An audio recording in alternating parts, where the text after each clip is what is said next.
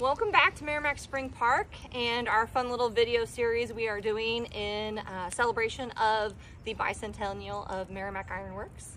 Last month, if you joined us, we talked a little bit about geology and how to make hematite paint by crushing the hematite and mixing it with water or fats to make paint.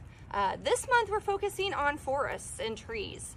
Forests and trees were a really important part of Maramec Iron Works because they provided the fuel source or the charcoal for smelting the iron in the furnace and the forges.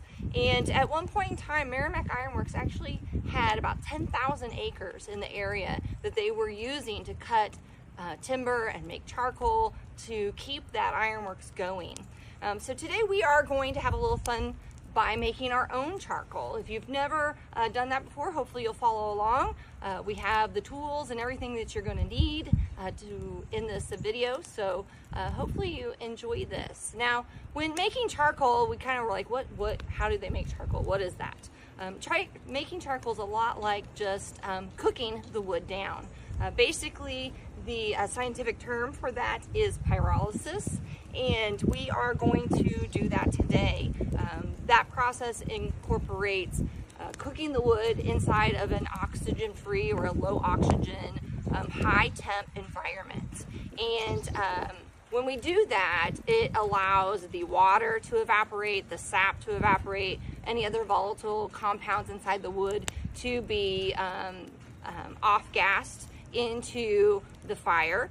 And what's left behind is about 70 to 90% carbon, so just straight carbon. It burns more efficient and it burns faster and hotter, and that was why the furnace was using charcoal instead of just wood whenever they were smelting iron. So today we are going to make our own little charcoal furnace.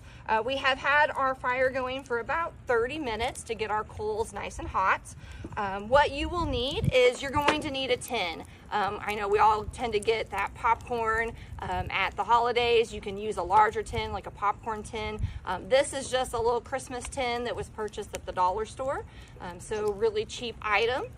We need to cut a hole in our lid right in the center.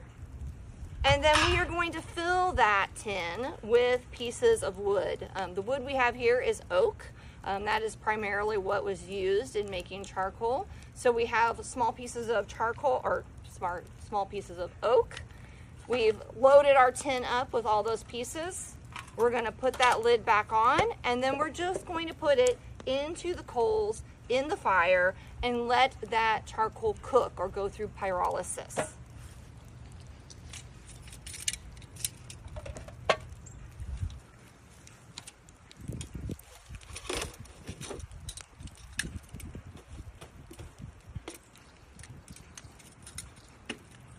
So you will want to keep your eye on this as it cooks down. You will know that it's working well when you start seeing gases coming out of the hole in the center. You do want to keep an eye on it. If the hole is not big enough, the lid will pop off. So you need to keep an eye on that lid and make sure it stays on. So that way you're really truly burning that charcoal down and making the charcoal.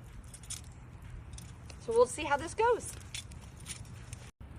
You can see as the tin is warming up, we can see the gases coming out of that center hole. So it's only been in there a couple minutes and it's already starting the process of pyrolysis. We ended up putting a brick on top of it to help hold the lid on. As it heated, the tin kind of wanted to deform along the sides, so we put it back together and put a brick on top to hold it in place. We are getting close to the end now. You'll notice that we actually have a flame where the gases coming out of the hole in the tin are igniting.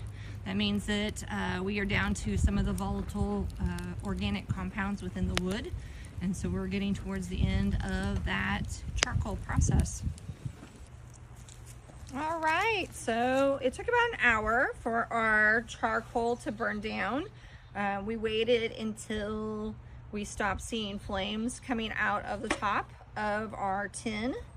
So when we open up our tin, it's significantly lighter than it was before, but we can see that we now have charcoal in our tin. So this is a small scale version of what they would have done here at Maramec Iron Works to make charcoal to fuel the furnaces. Our furnaces ran for approximately 50 years, 1829 to 1879. They were loading 18 bushels of charcoal into our furnace every 15 minutes, pretty much for that entire 50-year time span. So lots of trees and lots of charcoal was made here at what is now Maramec Spring Park.